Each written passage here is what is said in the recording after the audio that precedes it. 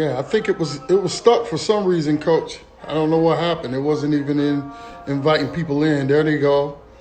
All right, we're about to start.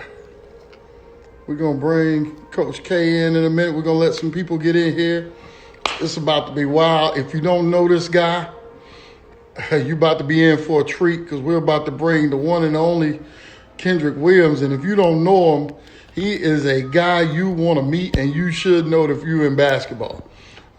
He's been well known throughout the league. He's a trailblazer. He speaks his mind. He's about to be in here in about 2 minutes after everybody join in. Look, this show is going to be crazy. Ken don't hold no punches. If you know basketball, if you're somebody in basketball, and you know Kendrick Williams, Team Wall, he coached John Wall.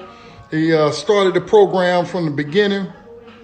I'm talking about, several guys in the league. We're about to get him started because there's no sense in waiting on this guy. He needs no introduction. I'm going to go ahead and bring him in since we're getting people in. But while we do that, while I get ready to bring him in, tell me where you're from. I love hearing where people are from. They come from all over. Last night we had California, Canada. Where you from? Let me give some shout outs real quick. My man, Jalen Benjamin, that's my guy. We got Coach Ken coming in a minute, but Jalen Benjamin, that's my guy. Down in Birmingham, wrecking things up. In my old, boy, I love some Birmingham, but we'll talk about that sometime. They got people sleeping on Birmingham, ain't they, Jay? I see you. Silas 90 back in there. Oh, where we from? Manitoba.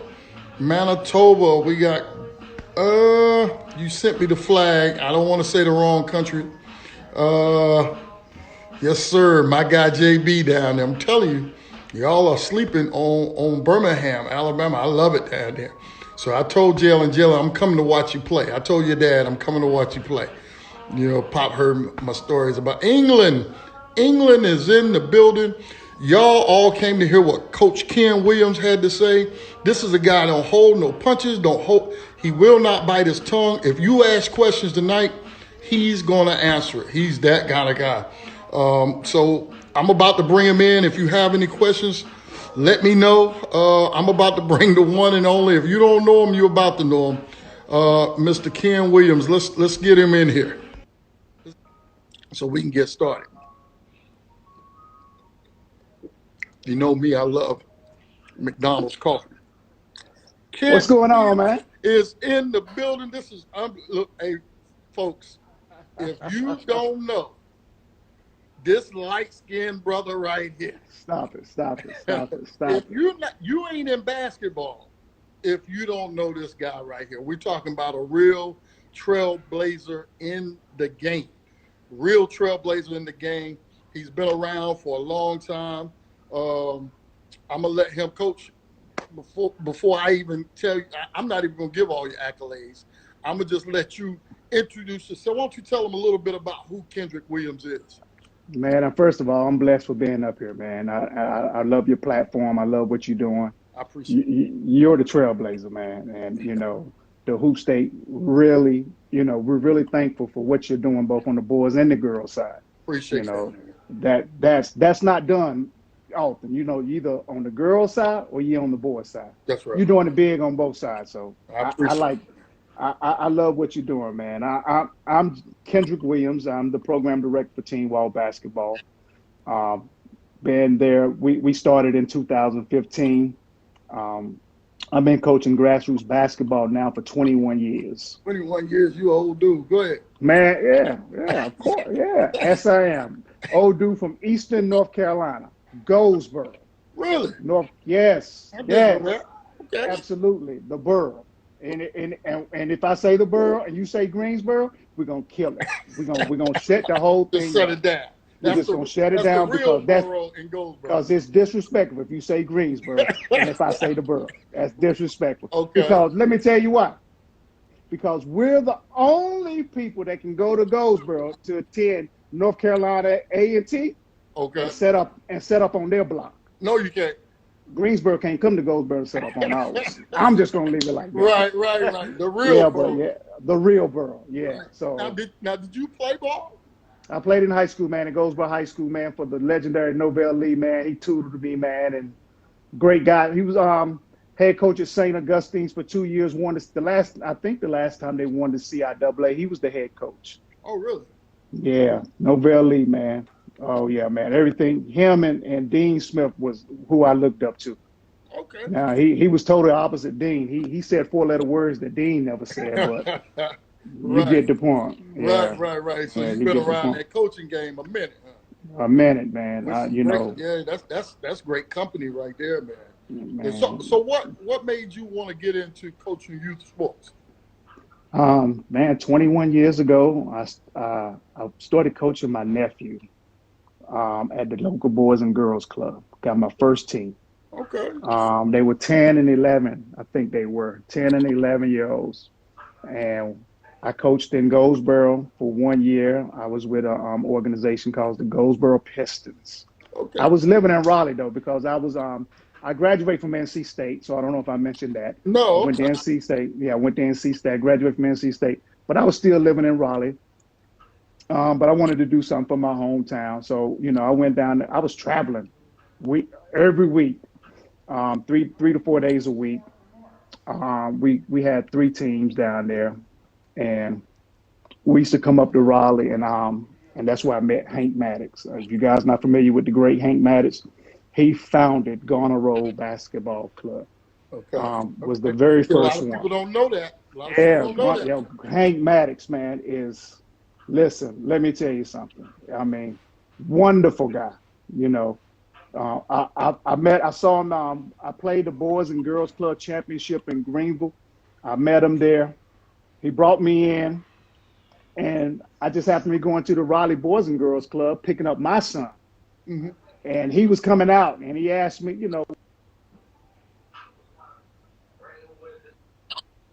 was like, so you're going back and forth to Goldsboro to coach? Right. When we have Garner Road Basketball Club right here? And I was like, yeah.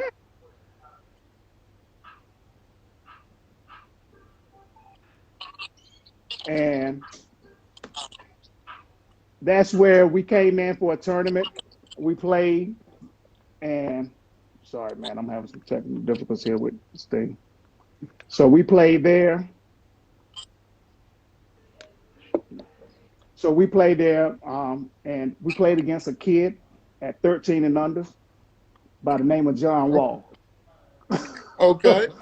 So we played, we beat them in the pool play at a Garner Road. It was the Hank Maddox Invitational. Okay. We beat them in pool play. John had 47. The point guard at my time had 43. Okay. Met them in the championship game. They beat us in overtime. They got some Garner Road home cooking, so I'm going to go ahead and put it out. They got some Garner Road home cooking. Well, hey, they're known for that. It's all right. Absolutely. So long story short, Hank talked to me afterwards, and he talked me into coming up under. I brought my 3 teams, and we came up under Garner Road. Okay. Good stuff. Now, so everybody, know you coach soccer. Now, a lot of these kids, everybody wants to play in the league, think they made for the league. They want to be the best point guard here or there or whatever. You saw John, his work ethic, his dedication at 2 things. One, at what point did you know, okay, this kid is a pro? And 2, what advice would you give kids that are trying to be the next John Wall? Well, it's born. If we're talking about John, it's something that you're born with. Okay. I'm not going to tell you at 13 that I thought he was going to be a pro. Absolutely not. Right. Now, was he the best player on the floor? He's never not been the best player on the floor when I've seen him play. Right. But he was probably 5'6" or 5'7" all the way up until he was 16. And then at 16, when he grew to 6'3", 6'2", 6'3", I still didn't think he was a pro. The moment that I realized he was a pro, we were at Word of God. I was on the coaching staff at Word of God his senior year. And we were playing Ravenscraft the second half of the season. So this was probably in late January. Ravenscroft had came into our house and beat us by 11 points. Well, I remember that. Crazy. They beat us by 11 points at Word of God. Okay. So, you know, we was going back to we was playing at their house at Ravenscroft in January, the second matchup. You know, John was having the game of his life, but he won't doing the little things that the coaching staff and I needed him to do. And you know, just like any other knucklehead, you know, he always has something to say. And I just got tired of him, you know, like, listen, you know, either do what we tell you to do, or, you know, or we're gonna have to sit you down, you know. So I remember this particular play. I got pissed off with him because coach was telling him to do something. He wanted to do what he wanted to do. Now, was what he was doing successful? Yeah, it was. Right. It was successful. Right. But it ain't what we needed you to do at that moment. Right. Because you got to remember, on his senior team, we had C.J. Leslie. We had Desmond Wells. We had Bishop Daniels. Big time players. We had big time players. We could have had 3 or 4 guys that play professionally on that team. Yeah. Okay. So we needed him to do things to make sure, you know, it went about what we were trying to do. So the particular play was, we called a timeout. He came over to the man and he was trying to joke with me because he knew when I got upset with him, I just didn't want to talk to you. Right. I was like, go, walk away, man. Don't say nothing to me. You know, fuck. I said, don't say shit to me. Walk away. Right. He was like, "Hey, I'm gonna make it up to you." I was like, and I'm just looking at him. He was like, "You see that guy right there?" He said, they had the ball at half court on the opposite end of the court. He said, "I'm gonna steal the ball from him at half court, and I'm gonna windmill it on the break just for you." And I'm looking at him, looking at where they're taking the ball out. I sat down. Right. Chris Williams was assistant coach with me. And I was like, you know, I'm tired of that knucklehead. Right. Ravencroft threw the ball in. Exactly what he told me he was going to do. He stole the ball at half court. He windmilled it inside the free throw line, ripped his shoes. We had to call a timeout. He came over, took his shoes off, said, "Here you go, coach. I'm sorry." And gave me his pair. I still have those shoes upstairs. Are you kidding me? At that moment, I knew he was a pro. You knew he was a pro. I told the coach, I said, that guy's a pro. Yeah. And he was a senior. Now everybody else probably already knew it, but that's the time. That was the point where you felt it, right? I felt it. Yeah. I felt it. And you know, I remember that team. We just talked about this the other day. I remember that team. Right. It just came in my mind because Quincy Miller just checked in a minute ago. Oh, that's my guy. Yeah. That's my guy. He said, "What's up, Coach K?" What up, man? That's my guy. Yeah. And he was a knucklehead. Hey, he was a knucklehead too. But you know, we all are. We all have been a knucklehead before. That's but right. You know, that's right. You know, but every guy I ever coached, all of them been knuckleheads. Mm-hmm. But you know, he I'm telling you, I love that kid, man. Tell him I said what up and come on back to North Carolina, man. We need to get a workout in. Stop running from it. That's right. That's right. you know, talking about John and Quincy and them, they came in, you know, that whole era of YouTube when everything started going digitally. It was like when Baller's Life started following John and it was like the Beatles, man. Everybody wanted to watch this kid. How do you think John's influence with the YouTube sensation kind of changed how we did basketball? Like, you know, as far as with the social media and stuff, it was like John was really the first and best to do it. Well, I'm gonna make a correction for you. Okay. It wasn't Baller's Life. Okay. Baller's Life was not in existence when John started this mixtape thing, and it was called One Entertainment. Really? Ran by Webb Webman. Okay, Webb that went to Baller's Life. That went to Baller's Life. Okay. He had his own company called One Entertainment. Okay. Back then, it was One Entertainment and Hoop Mixtape. Okay? Those were the two big ones. Okay. Those were the two big ones. Webb introduced the country to John through his mixtapes, One Entertainment. So, you know, with D1 Sports, he was working up with D1 Sports with One Entertainment. And, you know, when the world saw John, I mean, listen, our senior year, everywhere we went, there was a camera. I mean, it wasn't just Web with One Entertainment. It was Hoop Mixtape. It was ESPN. You know, he started this trend, and I don't know if you've seen it on social media. There's still not a better high school mixtape than the Right. John Wall senior year. Yeah. There's not a better high school mixtape. It was huge, man. It was huge. Yeah. I remember those days, and Yeah. it became, it snowballed into like a cult, man. Like, Yeah. everybody wanted to watch that. What was going on with that whole group, and Right. they had a vicious AAU team. They were D1 loaded. Sports, yeah. Oh Yeah, man, they were man. loaded, man. John, you had John Wall. You had John Wall to graduate, go to the league, and right behind him, you had the next number one player in the country, in Quincy Miller. Yeah, yeah. And that's when I joined. I joined D1 the year that Quincy was the number one player in the country. So yeah, they're really some trendsetters. D1 Sports is really trendsetters on this elite grassroots level. I don't think they get enough credit. No, you're absolutely. They're trendsetters, man. Yeah. Everything that we do at Team Wall. My partner Greg Moden, man. Which without him, I'm gonna tell you, Team Wall wouldn't be as successful as it is. Yeah, that's my guy. Yeah. I mean, he came up under Brian Clifton with D1 Sports all from the beginning. So Yeah. just to tell they were trendsetters, man. And I'm gonna tell you that was a two-edged sword too, though. As a coach who's about the game of basketball first playing the right way, I hated those damn cameras on the sideline. Yeah. I hated them damn cameras because you had they would find that camera. The only way you can get that ball to rotate if the damn camera was on the other side of the court. Right. So it was a two-edged sword. And to be honest with you, anybody that know me, Quincy will tell you, Deuce Bello would tell you, Dez, I hated that. I hated that fucking camera, man. I hated that camera. Yeah. I hated it.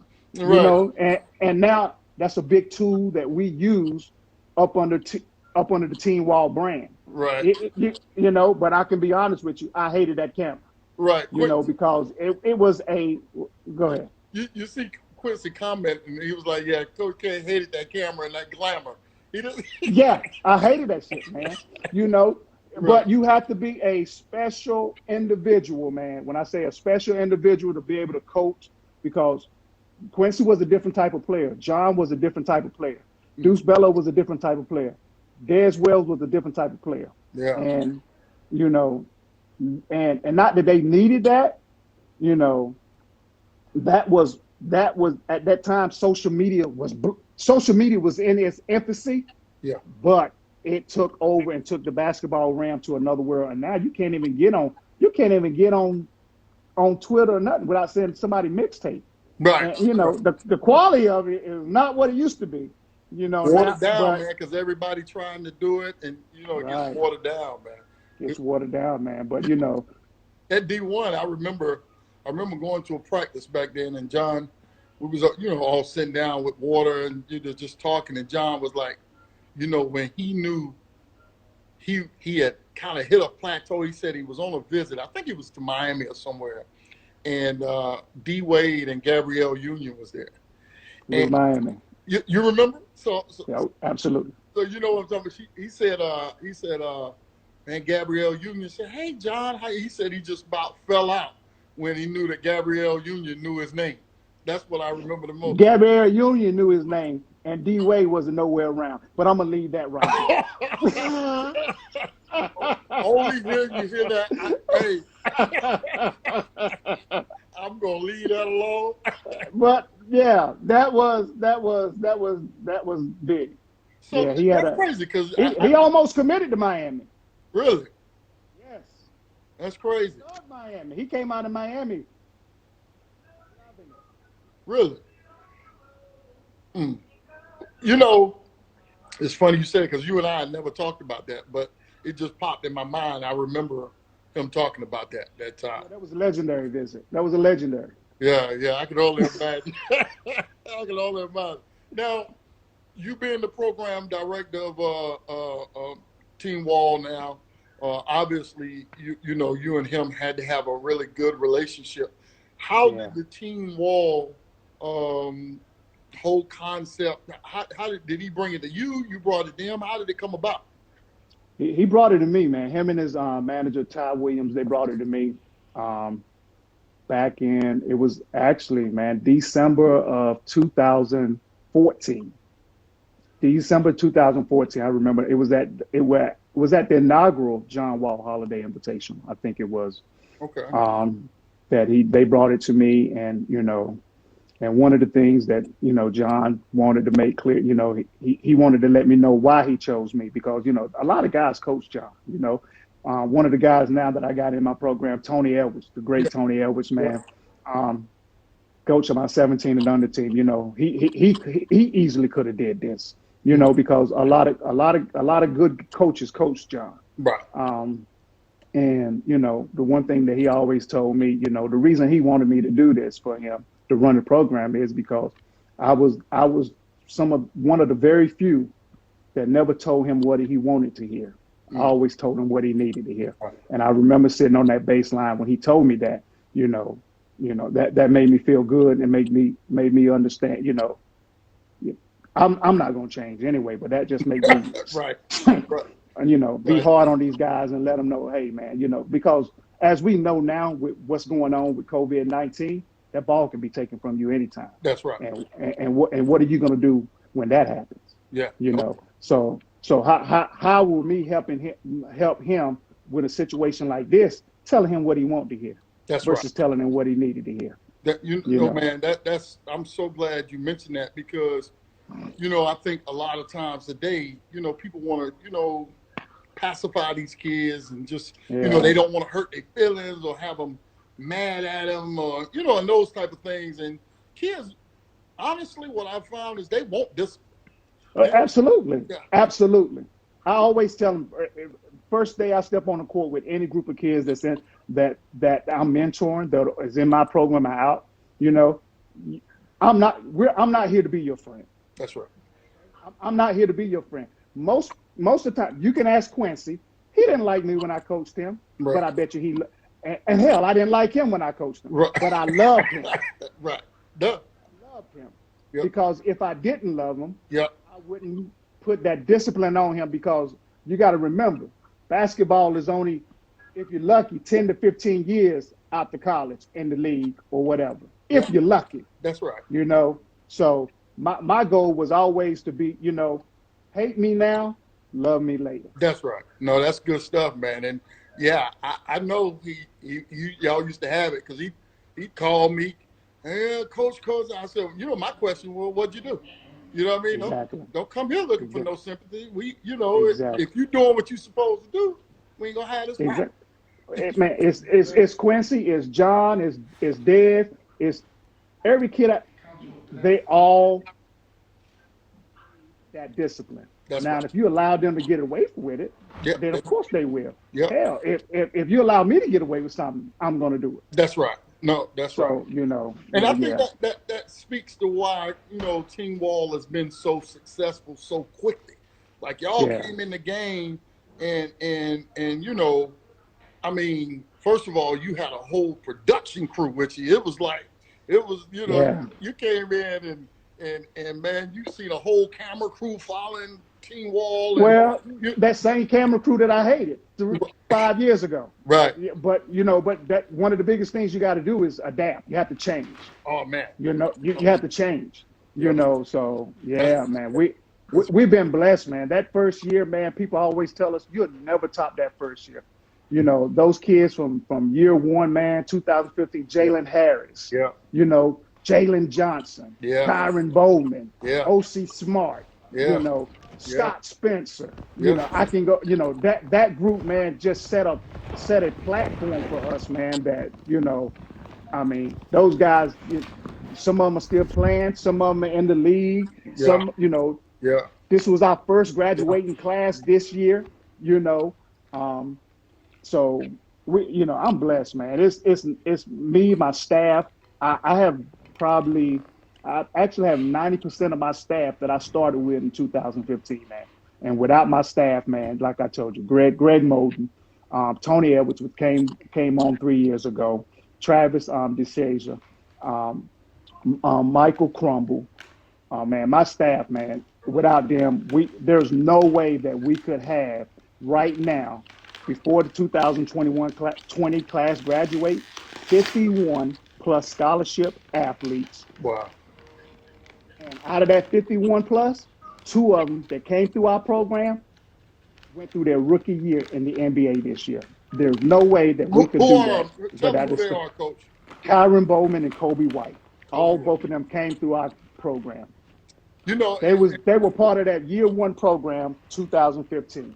and you know, I remember covering several events of y'all. The Memorial Day up in D.C. Remember you were up there? Oh yeah. I went up there and saw you. So I'm very familiar with it. But you know, I think those two that you just mentioned to the league, and for those people watching, they kind of had two different paths of getting there as far as being ranked and popular when they came out of high school. Kobe, we knew was that scorer, right? Everybody was like, man, Kobe is scoring. He was putting up numbers and breaking records. Kyron was that sleeper, right? Kyron was the one people slept on, right? Kyron Bowman walked in our gym with a football scholarship. Yeah, he had zero. Carolina. He was committed to play defensive back for Carolina. Yeah, I remember he was a big time football. Yeah, and so tell people how, you know, and I know they look at our rankings and you know, other rankings and so forth, but what did you see in Kyron that it didn't matter the rankings? How did he get to become such a player that he's now in the league? What separated him? Oh man, he's a savage. Savage, a motor. If any player that has came through our program and since 2015, that is indicative of what John wants of all of his players, he's a dog. He's a dog. You know, he's a dog. You know, practice. John loved to practice. Kyron loved to practice. Mm-hmm. You know, when I say love to practice, Kyron traveled 2.5 hours one way, 3 days a week, never missed a practice. Wow. Never That's dedication. Practice. That's right. See, those young kids don't understand that dedication. And he did something that is hard for all of us to do. He bet on himself. You know, he walked away from a UNC football scholarship with zero basketball offers. Great. Think about what you just said. And get this, when he decommitted, less than 30 minutes later, Greg Moden and I was on the phone with Alabama, Auburn, Florida State. Oh, you thought I was saying basketball? No, these were the football coaches. What? Offering him full ride. He had just left Alabama national championship game, the game that they lost, that the guy ran the punt back. Yep. He was on a visit at that game. What? Yes. They all listen. He said, "No, coach, I don't want to play football anymore." He stopped. He decommitted from Carolina, and he walked away. And he didn't play high school football his senior year. He just focused on basketball.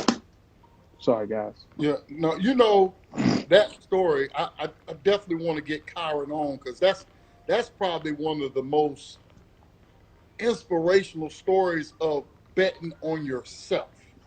Right. You know what I mean? And now a rookie that played average 17 to 20 minutes a game with the Golden State Warriors. That's crazy. That's crazy. Oh man, that's crazy. That's crazy, man. So Team Wall's been successful. So I know y'all. What squad y'all got coming now, or what squad? How many teams y'all got?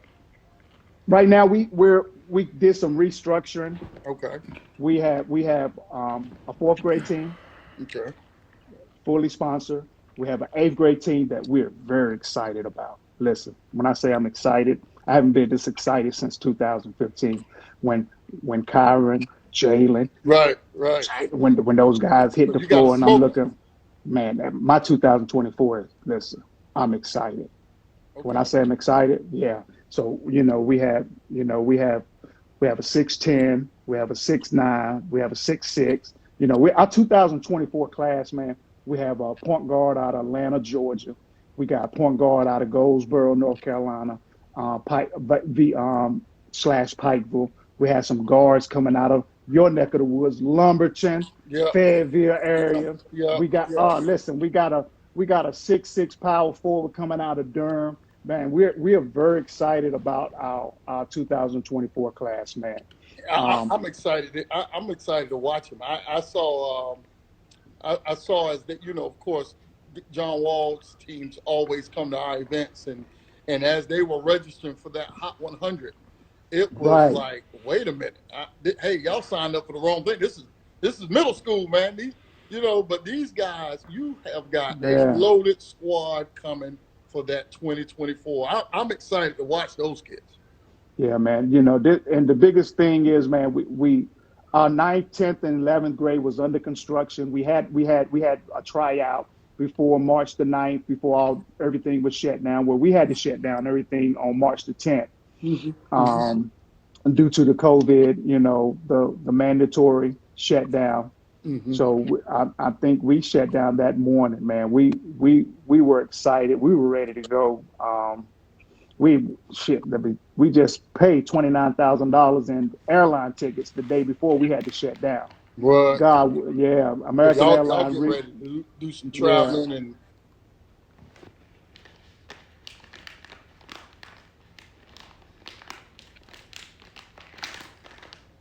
3 class of 22, under construction, but that our 16 and under was going to be special as well. Oh man, when I say special, we some great guys, but right now we like everybody else, man. We on hold.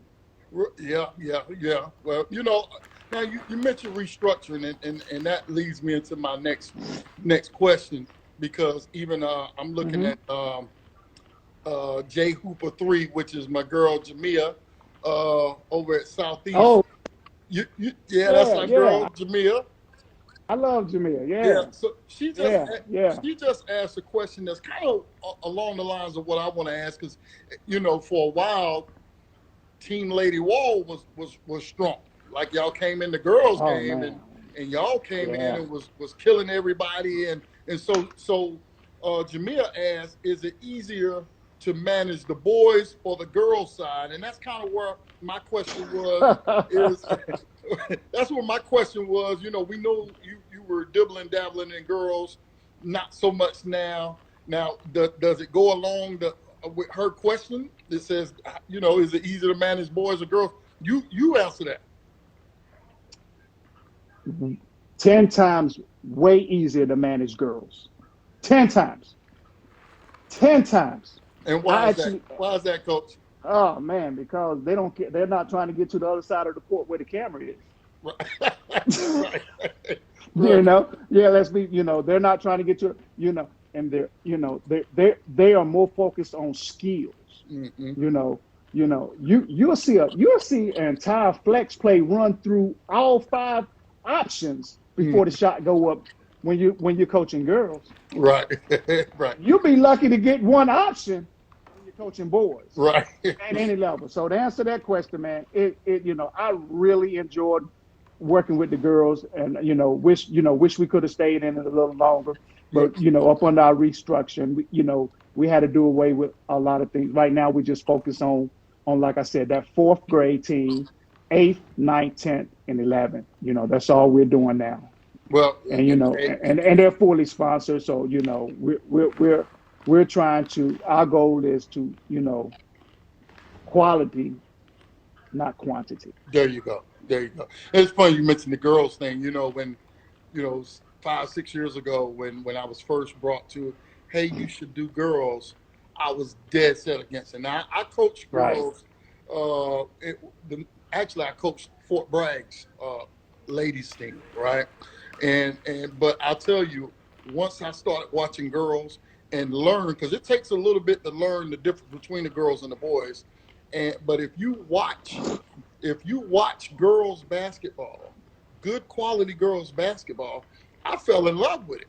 And Yeah. if you give me a choice, I'm gonna watch a good girls game before I do the boys. If you like basketball, now it depends on whether Right. you like plays or you like basketball. Basketball. Right. If you're looking for highlights and dunks, you're gonna watch the boys. you're gonna watch the boys. But if you like Right. good basketball, like you said, going through 5 options and running the flex the way it's supposed to be run, I watch girls all Oh day. man, girls all day, man, All all day. day, man. We had Alex. I don't know if you remember Alex Miller. Yeah, She coached in our girls program yeah, for the 2 years, man. yeah, Great. Was a starting point guard over at UNC. I think she went yeah. to 4 Final Fours.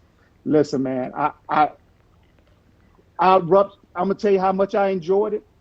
I actually got on the court to play with my girls when I attended her practice, Right. and actually ruptured my Achilles playing with her team in practice. I, But I you believe remember, that. right? Yeah. So, just being in the gym with her and watching, what she was able to do with our girls team. Man, I really enjoyed it.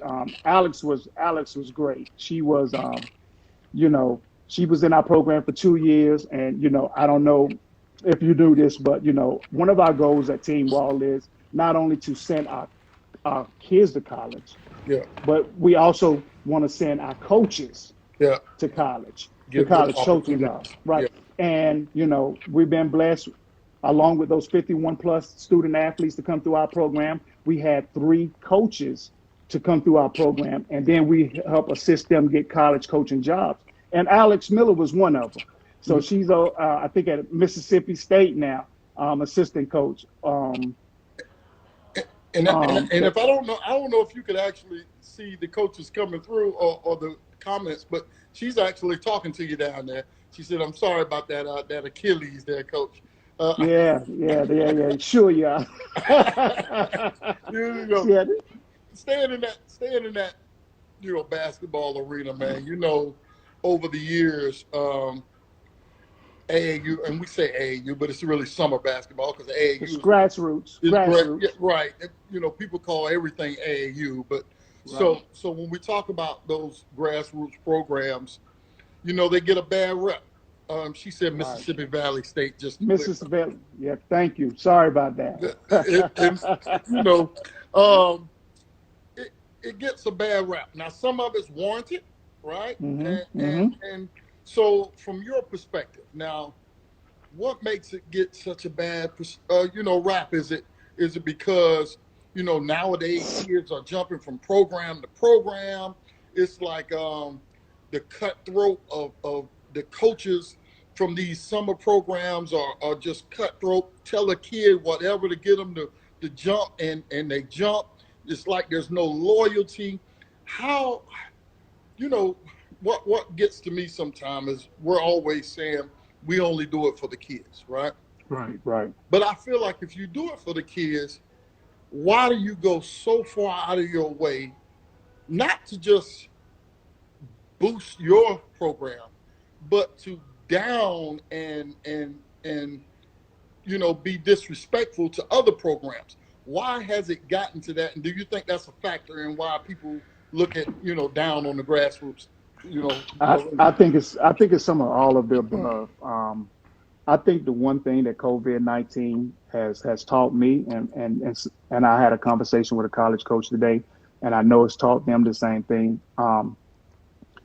It slowed us down and kind of showed us what's important.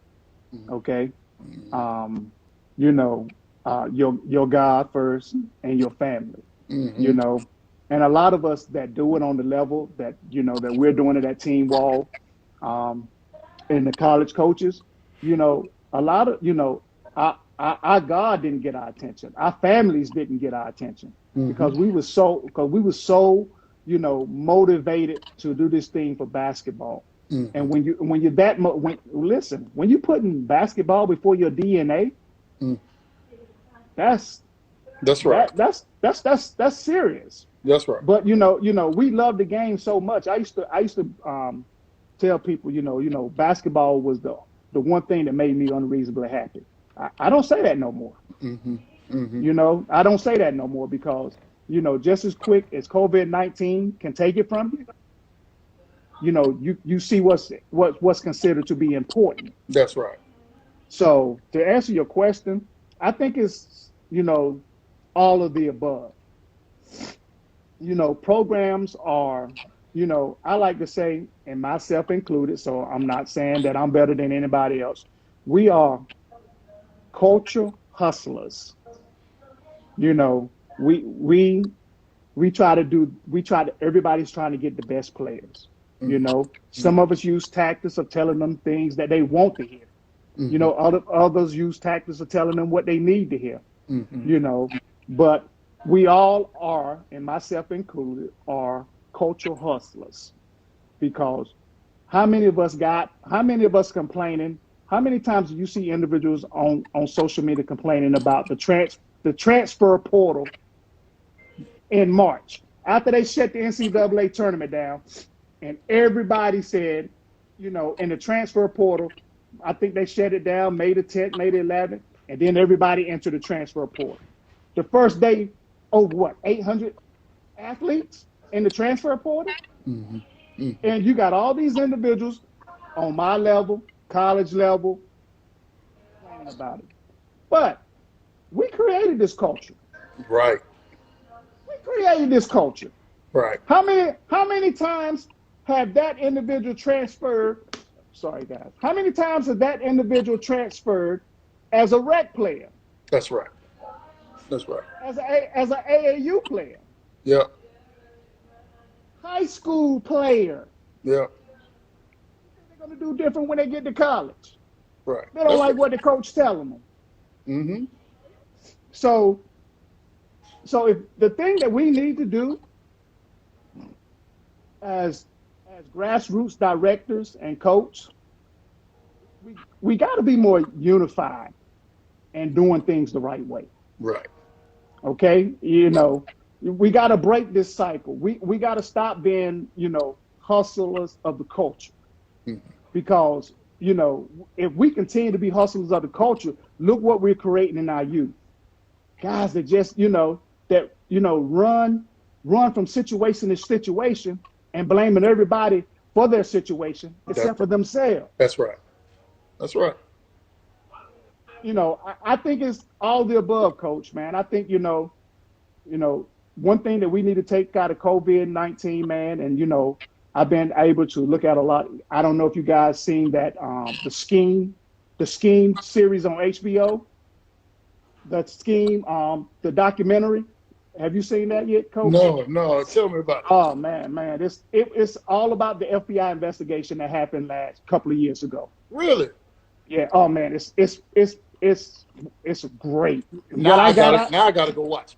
Oh, you got to go watch it. So I don't want to give it away, Yeah. but the one thing I got out of it is two things: black and white. Two things I got out of that. As a community, have to become unified. Right. Stop being hustlers of the culture. Right. Okay? For Right. our instant gratification. Because guess what happens when we hustle the culture? We're creating dysfunctional individuals, young men and young women. Yeah. The blame for it? Everybody's to blame for it. Yeah. But until we become unified, Yeah. under one unit, doing things the right way. That's what we're going to have. Every year we're going to have over 1,000 people entering the transport. I had players that played for me. They called me and asked, first thing I asked them is, why are you transferring? Right. Why? What have you done to stay where you are? Are you listening to the coach? Right. It's disheartening. Now, if you're a grad transfer, I give you a little leniency because you did what you were supposed to do. You Right. went in there, you got your degree, Yeah. you can move on. If you're transferring, you haven't got your degree, then stop listening to everybody else. Stop listening to mom and dad because they're not on campus. They don't know what you're doing. They don't know that your ass late for practice every day. Right. They There you don't go. know. Yep. You know what I'm saying? Yep. They don't know that your ass finishing last and them damn suicides every day. That's right. Stop listening to your homeboy who's back home who ain't even in damn college. Mm-hmm. Man, you should be playing. Oh man, you should be playing. I know, man. I know. You listening to this idiot, but you ain't doing what you're supposed to do. That's right. You know what I'm saying? And that's all because of what we doing as hustlers. Right. Right. No, man, you dropping some gems tonight, and I love it, man, because this is what they need to hear. They want to hear people at the top that you're not just saying this group or that group are responsible. No. We are responsible. Yeah, raise your hand. Raise your hand. That's right. That's exactly right. Raise your hand. That's We're exactly responsible, man. Yeah. And like I said, COVID-19, if it don't slow you down and start make you think about something, the ramifications of your actions, Yeah. This is what can happen. And unfortunately, man, our culture has always been raped. Yeah. They have always taken from our culture. Yeah. You know what I'm saying? It's but now we're tools of it. We're helping them take it. Because we're down here, we're bottom grass feeders, grassroots. We're down here on the bottom fighting each other, not teaching these young men and women, the right way. Right. Everybody, if you got a kid, I try to stay away from it. After every live period in April, every program suffers attrition. You have 2 live periods in April, or if you have 1 live period. In May, every program suffers attrition. Okay, I'm going to get a call from somebody else's kid that ain't happy what happened in April. Somebody's going to get a call from one of my or 2 of my kids that ain't happy what happened in April, May. It's a microwave society, man, and we create that atmosphere by entertaining instead of telling that kid to stay, stay, fix it. Get it?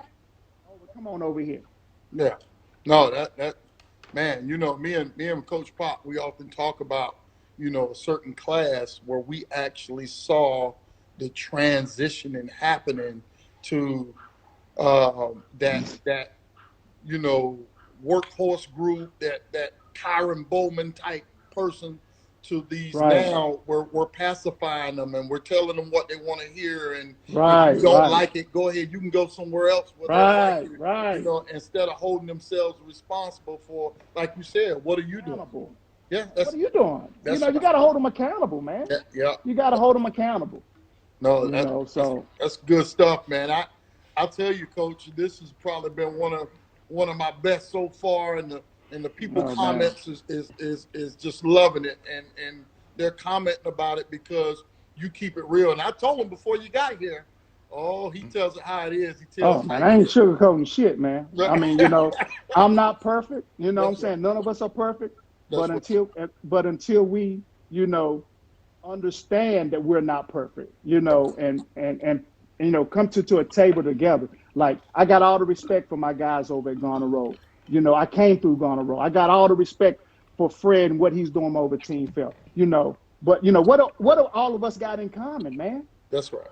What have all of us got in common? Right. Look at it. Look at it. Yeah. I want you to look at the scheme on HBO, my brother. Oh no, you say no more. Man. Say no more. I was talking to a coach today, man. You remember John Thompson, the first, yeah. He's maybe the second, the original John Thompson. That's right. Remember when he was the head of the BCA, the Black Coaches Association, man? Yep.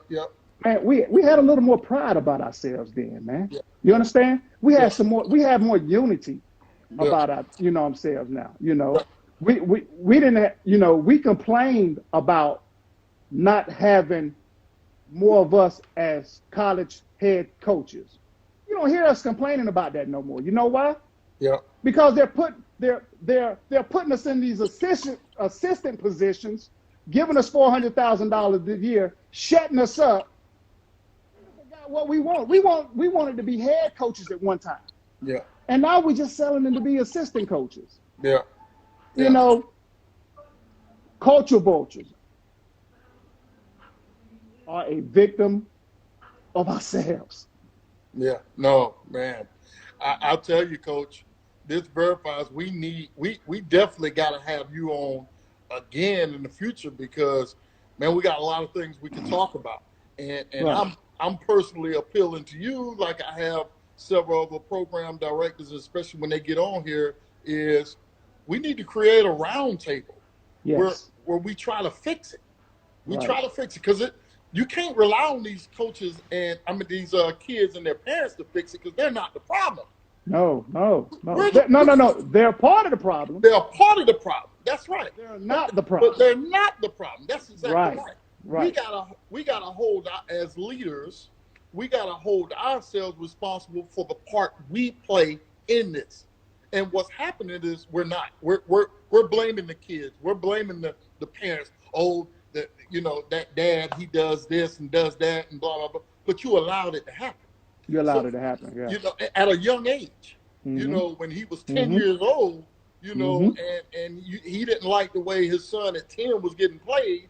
Mm-hmm. You accepted him in and said, hey, stay over there, stick it out. Teach him that things aren't going to always go your way. No. And that's what they're missing. They feel like it's got to go their way. You know what I mean? Right, man. They by the time, most kids start playing AAU now, second and third grade. By the time they hit seventh grade, they've probably been to 4 or 5 different AAU programs. Yeah, man. Yeah. I always tell people, I used to tell my son, everybody ain't going to tell the same lie. That's right. You understand? Right. You know what I'm saying? One person might tell it, but if everybody is telling you the same lie, because you're telling me it's a lie. Right. Got to be some damn truth in it. Right. You know what I'm saying?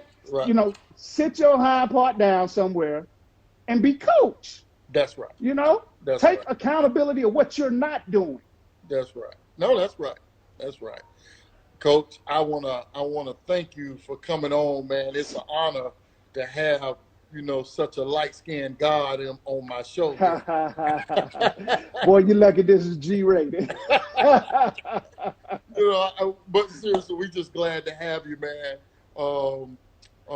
Before I go, I want to tell the people before I go, Thursday's show is another great coach coming in. You're hearing it here first. We got Coach Rick Lewis of Phenom Report on Thursday. That's going to be another great show. Tune in then. I hope you got something out of this conversation with Coach Ken. Take those gems and take them to your kids and rethink about how you're doing things and make a difference. And Coach K, how can they follow you and get some information from you if they want it? Man, you can email me at teamwallaau@gmail.com. You can follow us on Team Wall Hoops on Twitter and Instagram. Team Wall Basketball is our website. We're around, man, and we're here to help anybody that we can, and, like I said, we just got to make sure that, we take this time right now. So when they do open the courts back up for us, just be prepared to do something different than what you did before they closed the doors. Good stuff. That's the best thing. We're going to leave it on that note because that ain't nothing but a gem right there. We can't top that right there. That's great advice from the great Coach Ken Williams. I call him Ken. He like Kendrick. He like Kendrick. Thank you, man. I definitely appreciate the platform, brother, man. Absolutely. Anytime, man. I love what you guys are doing over there, man. Keep up the good work, man, and be blessed. And stay safe. Stay at home, guys. Stay at home. Put a mask on. I ain't going to say put a mask on, but stay at home. All right, Lamar. Appreciate you, brother. Talk to you later. Okay, man. Peace. All right.